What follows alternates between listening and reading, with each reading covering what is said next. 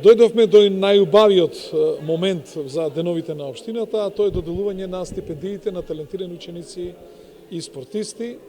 На број беа 88, од кои што 51 се во некој од научните области, а 37 беа засвоено прво и второ место во делот на спортот.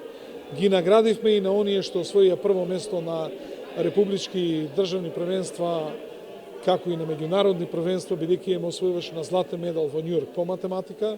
Значи и менторите ги наградивме со една скромна награда по 10.000 денари, како и овие ученици по 10.000 денари. И искрено да видам, многу сум среќен кога ќе ме сретне некој младо момче или девојка или ќе ми каже јас бев ваш стипендист.